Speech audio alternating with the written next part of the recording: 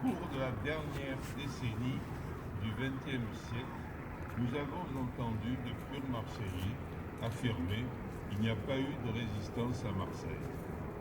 Nous ne leur en voulons pas, ils ne savaient pas. Ils sont peut-être les fils des attentistes qui ont été si nombreux à Marseille pendant l'occupation nazie. Et puis, les enfants des résistants, les résistants eux-mêmes, n'ont peut-être pas fait leur travail de mémoire, eux qui savaient. C'est pourquoi nous avons voulu réparer cet oubli, toucher au vif, en nous employant depuis 30 ans à étudier la résistance et à faire connaître ce passé exemplaire et douloureux. Tout est bon, tous les moyens sont bons pour faire connaître la terreur nazie et l'action exemplaire de la résistance. Cette armée de soldats sans uniforme, volontaires, résistants à la dictature nazie. Oh, ils agissaient de façon désintéressée, ni pour de l'argent, ni pour un égo, mais avec une volonté farouche de libérer leur pays, leur ville. La libération de leur ville était pour eux leur plus grande victoire. En 1939, la ville de Marseille est mise sous tutelle, au banc de la nation, après l'incendie des Nouvelles Galeries en 1938 que les pompiers de Marseille, mis en place par le premier adjoint Saviani, ont été incapables de venir à bout.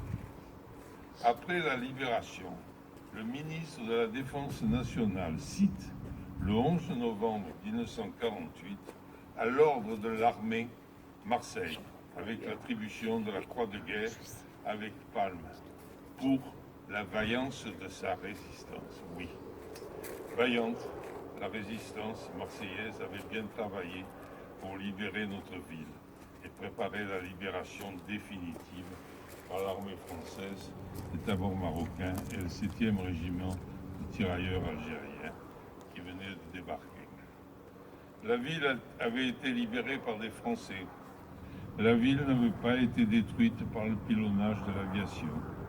La ville n'était pas tombée dans la guerre civile ni dans l'occupation américaine grâce à l'action d'unification de la résistance par Jean Moulin et le Conseil national de la résistance.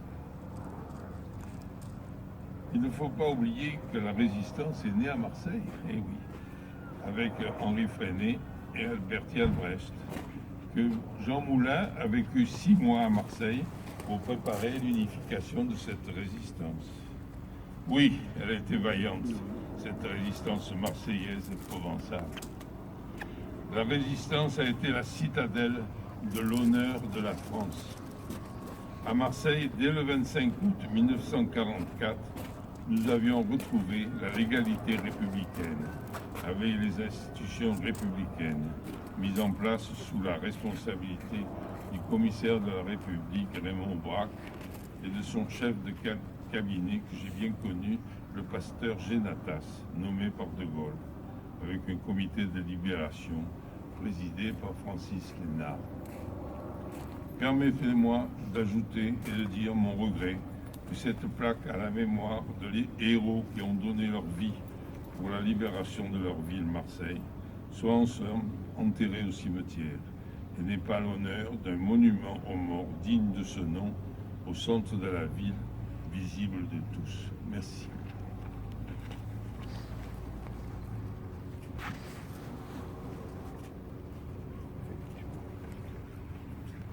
Monsieur Francis Agostini, président de la coordination des anciens combattants victimes de guerre des Bouches-du-Rhône, de Marseille et des Bouches-du-Rhône.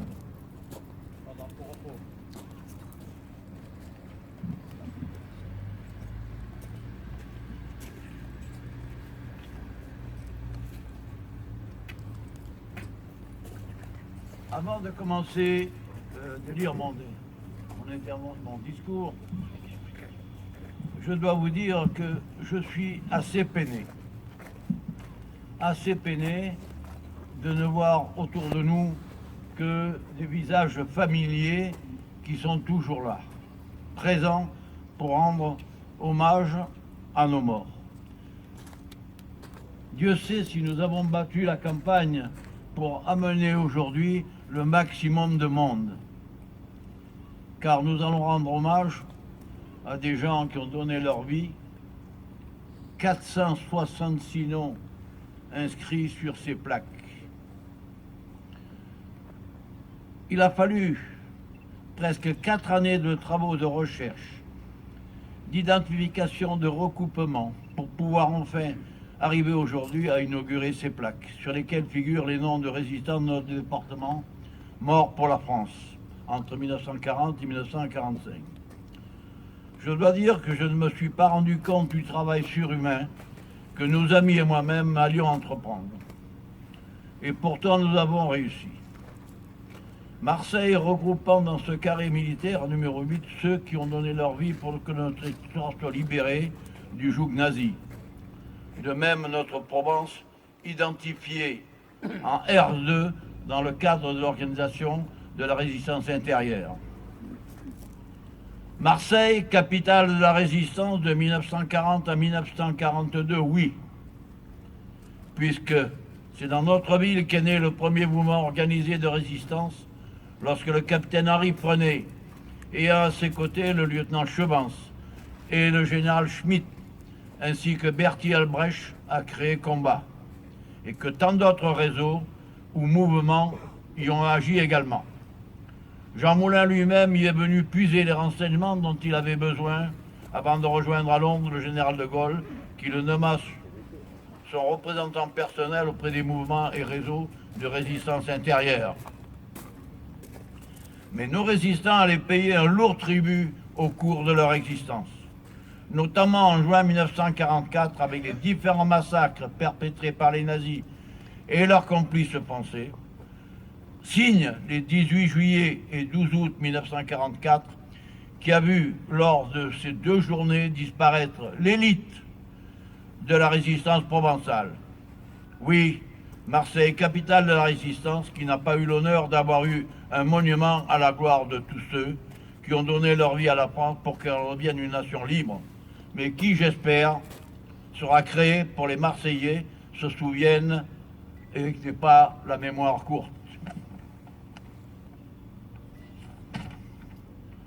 Je ne peux terminer mon intervention sans citer ceux qui ont participé à l'élaboration de ces plaques derrière moi. J'en ai lancé l'idée et je me suis totalement investi dans cette opération qui, je le répète, a demandé 4 ans de recherche, handicapés que nous étions par l'absence d'archives directes des mouvements de résistance dans notre région. Je remercie Jean-Paul Chiny, président de l'ANACRE, du comité de Marseille, mais aussi président de l'association régionale des familles de fusillés, martyrs de Signes et de Provence, le professeur Romer Benchirini, Marie-Dominique Tatillon, présidente des décorés de la médaille de la Résistance, Louis Simoni, toujours sur la brèche pour les vérifications, Madame Evelyne Payan de la délégation du Souvenir français, notre graveur Michel Constani, auquel il a été demandé beaucoup, et Madame Danielle Costa, qui nous a été d'un grand secours dans nos recherches.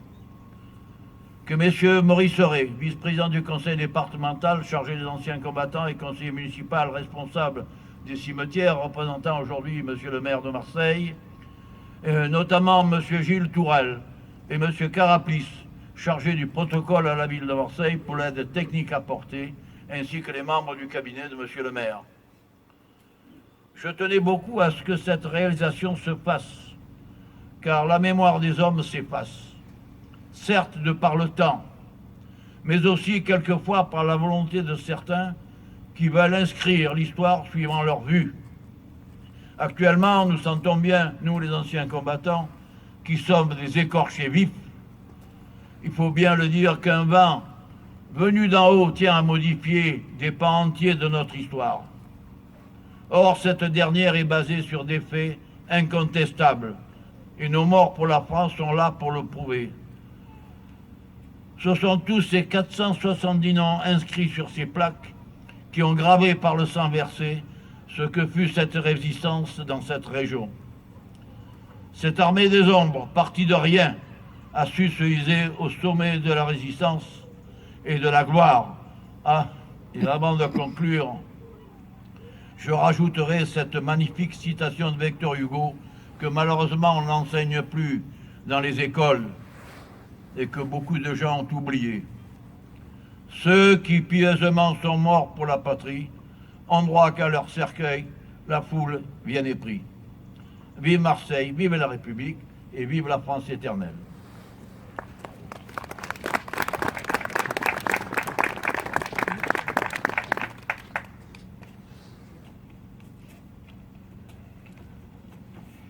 Monsieur Maurice Rey, adjoint au maire de Marseille, en charge des cimetières communaux, et également sous sa présence au Conseil général, Conseil départemental des Bouches-du-Rhône, qui va donc s'exprimer pour conclure ces débats.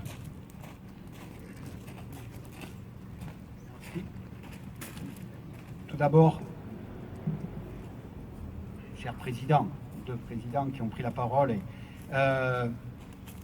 merci de ce que vous réalisez toute l'année.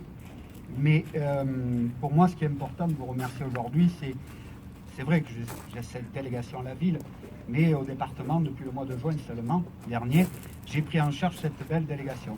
Et on s'est rencontrés, et j'ai rencontré le président Chini dans mon bureau, qui m'a appris que rien n'existait. Pas grand-chose, président. Je me rappelle notre discussion lors de notre première entrevue. Là, je parle avec le cœur, hein, c'est pas du tout mon discours. Et j'ai dit, c'est pas normal. Donc, ayant cette délégation au niveau des cimetières et avec le soutien de toute mon équipe, Madame la directrice, Madame Gaguerri, Gilles Tourelle et toute l'équipe on a décidé ensemble, avec votre accord, cher président, de créer ce lieu. C'est pas dans une rue, sur une place, président. Mais là, mes compétences s'arrêtent dans les cimetières. Et vous avez vu que depuis quelque temps, et je redis merci bien sûr à toute l'équipe et au Souvenir Français, avec toutes les associations aussi, pardon, si je commence à citer, je vais oublier, nous avons souhaité une amélioration et ce lieu devienne pour Marseille un vrai carré militaire, colonel. Je me rappelle, lors du 11 novembre, il y avait beaucoup de forces de tout ordre, mais votre général a été impressionné par ce lieu. Et pour ceux qui ont connu ce lieu il y a quelques années, je peux vous dire qu'on n'était pas dans les mêmes conditions, les mêmes lieux d'accueil et la même qualité pour nos anciens qui le valent bien. Donc, tout simplement, ce que je voulais dire, mesdames, messieurs, merci de votre présence. Chez moi, on m'a dit la qualité vaut mieux que la quantité. Alors, je vais reprendre le fil du discours que, au nom du sénateur-maire, j'ai l'honneur, Jean-Claude Gaudin, de représenter, qui a été fait et bien fait. Une ville est faite de visibles et d'invisibles. Elle est une succession de lieux, de places, d'édifices, mais à ce patrimoine matériel est lié à jamais son histoire, avec ses moments de lumière, mais aussi ses pages noires. C'est cet ensemble qui forge son identité et il est essentiel de l'appréhender tout entière. Car ce que nous sommes aujourd'hui, les valeurs et les projets que nous défendons en sont le fruit. C'est la raison de notre rassemblement ce matin pour inaugurer ces plaques qui portent gravés dans le marbre les noms de 463 résistants. Moi, c'est le nom qu'on m'a donné le président, qui ont fait le sacrifice suprême de leur vie que nous vivions libres.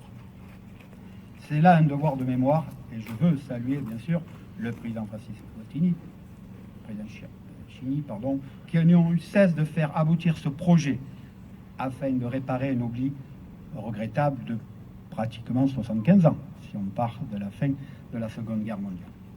Car si certaines de nos rues, bien sûr et heureusement, portent le nom de ces martyrs, il n'existe pas dans notre département de véritable mémorial de résistance morts pour la France. Et c'est vrai, vous le savez, Président, que c'est quelque chose qui me tient à cœur. Nous allons en discuter après la période démocrate sur les communes, mais au département, on se revoit en avril pour travailler sur ce dossier-là. Mais c'est déjà chose faite ici, dans le cimetière et dans le carré 8 militaire de Marseille. Et avec vous, tous ceux qui vous ont aidé dans la recherche de tous ces victimes de la barbarie nazie et qui semblent voués à l'oubli. Au prix d'un travail de grande ampleur et avec persévérance, vous avez retrouvé un à un le nom de chacune de ces victimes.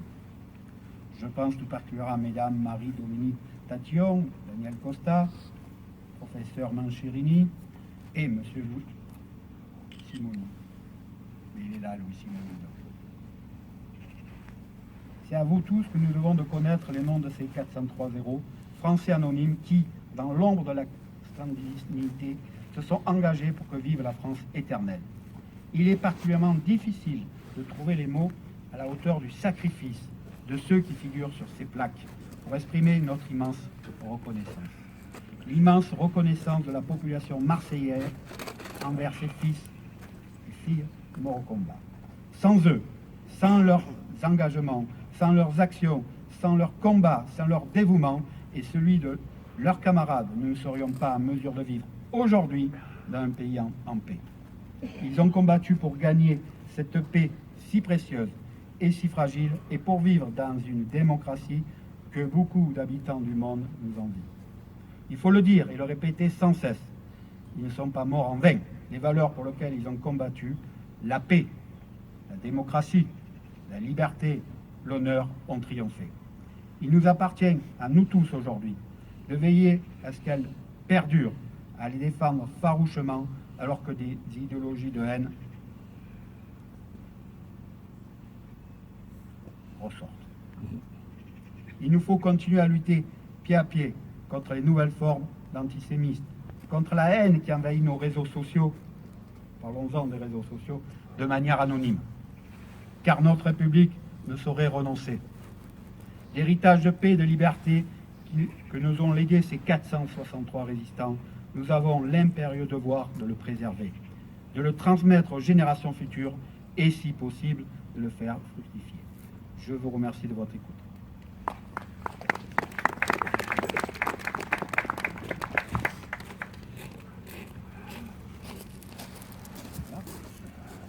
Alors c'est maintenant l'instant solennel du dévoilement de la plaque.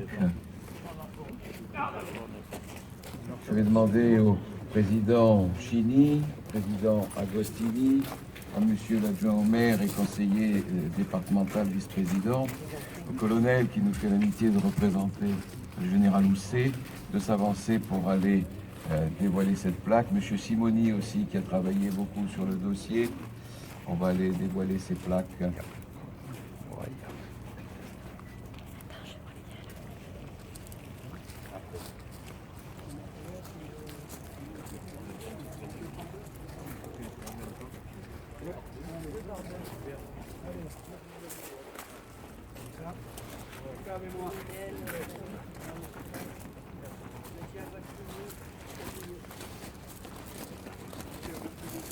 Deux autres sur la première. Louis.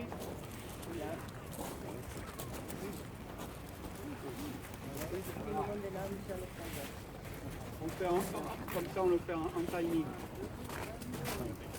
Voilà. 3, 2, 1, go. Voilà.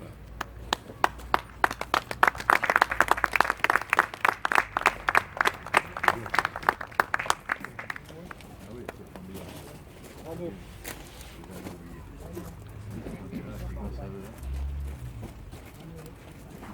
Et merci à ceux qui ont pris vous avez quitté, président.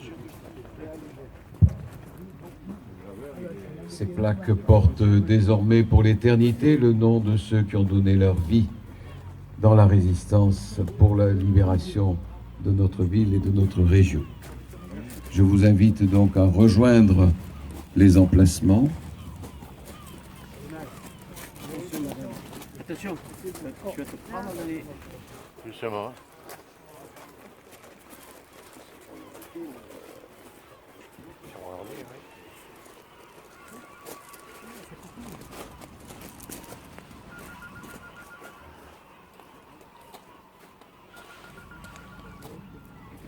Merci.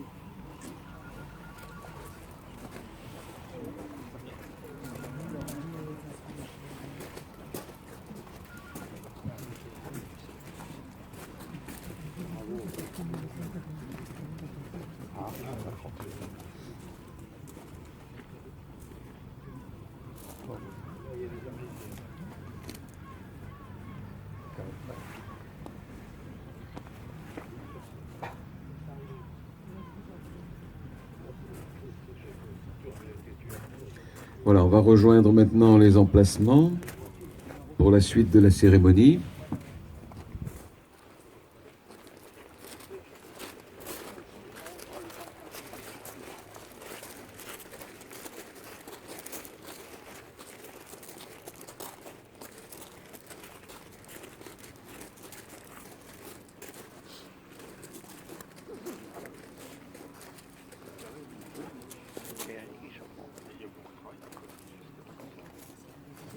Et nous écoutons ce chant qui unit dans le souvenir tous ceux qui ont connu cette période, le chant des partisans.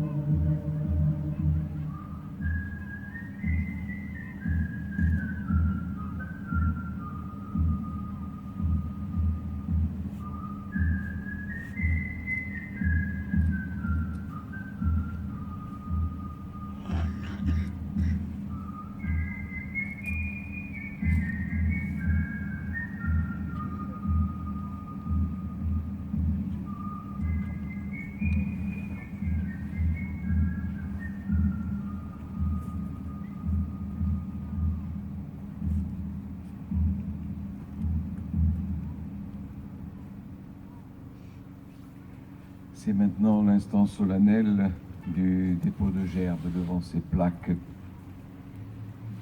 J'invite les porteurs de gerbes à se préparer. La première gerbe sera déposée au nom de Madame Claire Pitola, députée des Bouches-du-Rhône.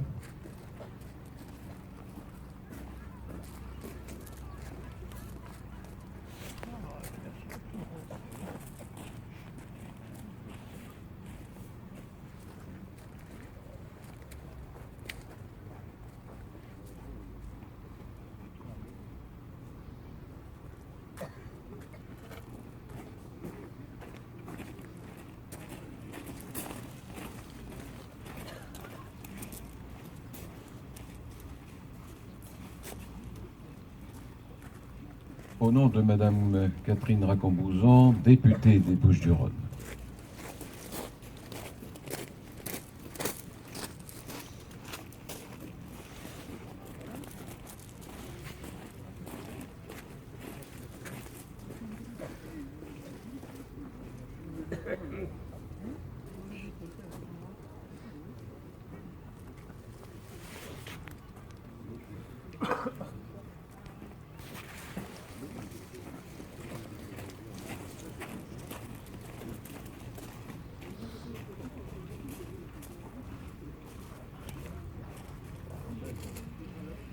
Par Monsieur Maurice Rey, conseiller municipal délégué, représentant aujourd'hui Jean-Claude Gaudin, maire de Marseille et vice-président honoraire du Sénat.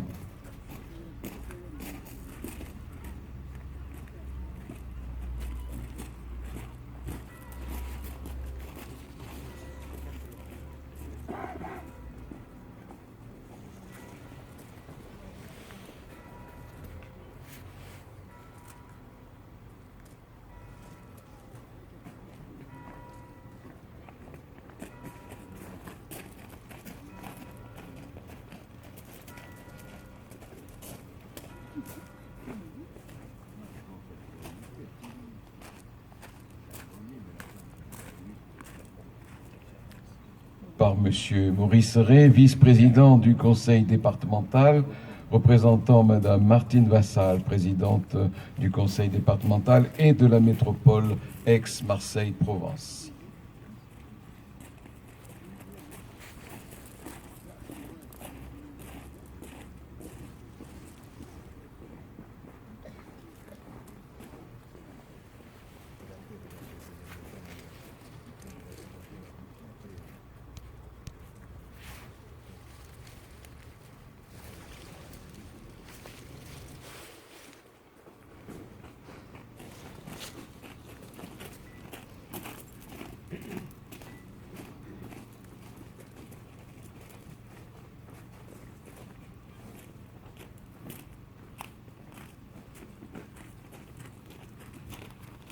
Par Monsieur le lieutenant-colonel Sylvain Gilibert, représentant aujourd'hui Monsieur le général de corps d'armée Benoît Housset, gouverneur militaire de Marseille, officier général de la zone de défense et de sécurité sud, commandant la zone terre sud.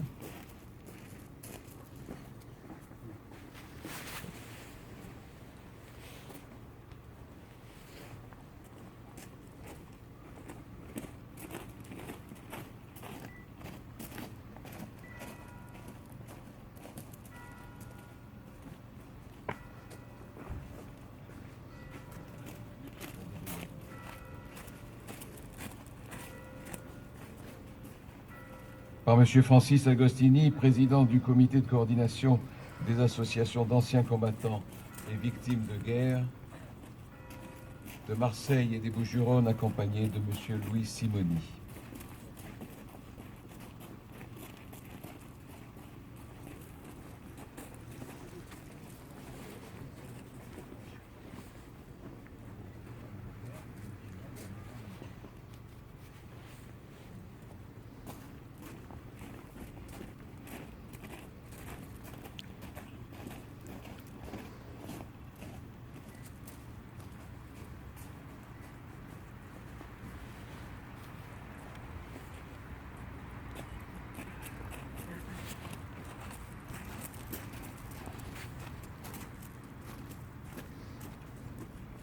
Par Monsieur Paul Roubin, président du comité de Marseille du Souvenir français.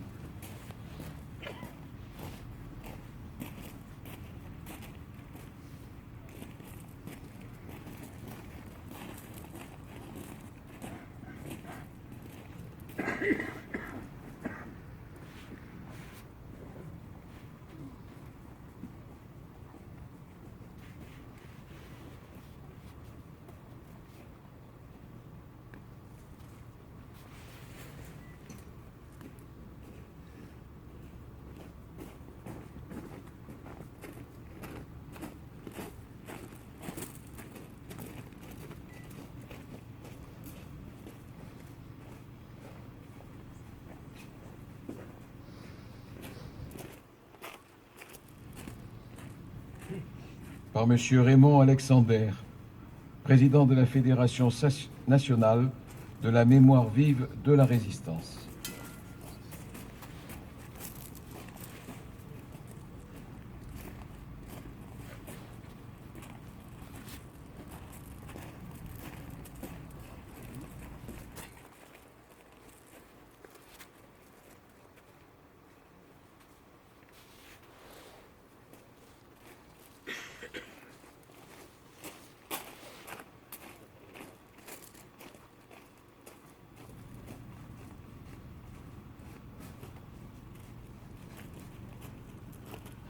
par M. Jean-Paul Chiny, président de l'Association nationale des anciens combattants et amis de la résistance, comité de Marseille.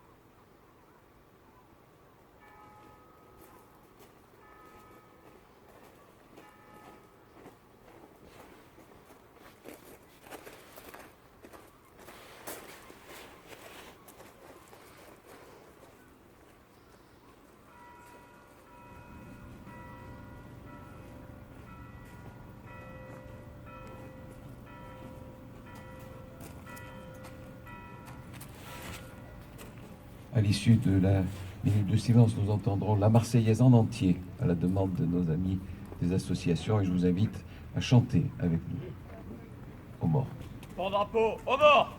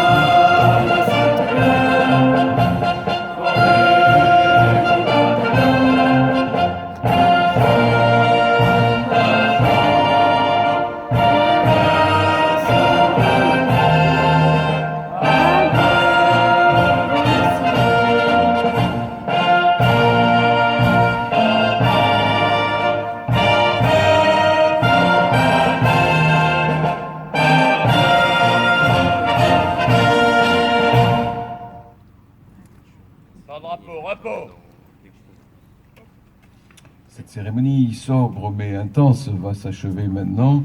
Nos anciens et toutes les personnalités qui ont déposé des gerbes vont aller saluer nos porte-drapeaux, toujours fidèles à nos cérémonies. Je vous demande de ne pas quitter vos emplacements et je vous remercie de votre présence.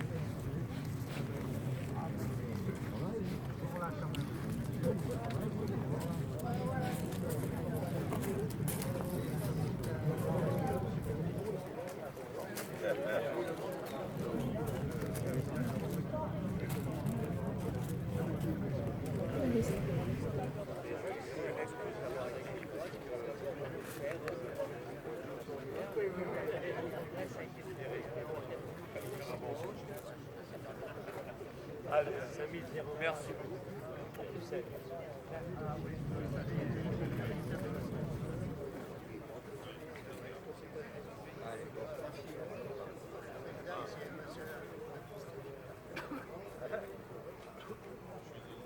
Un bleu.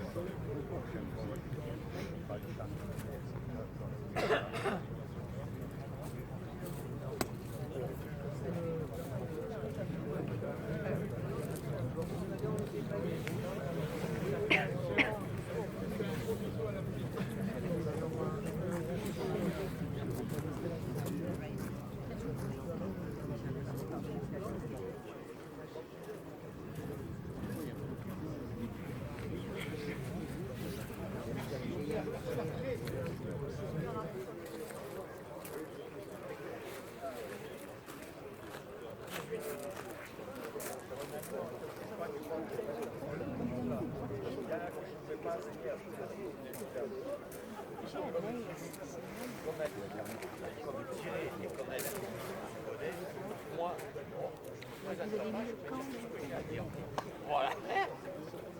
Je me suis royé de haut. Ah ouais.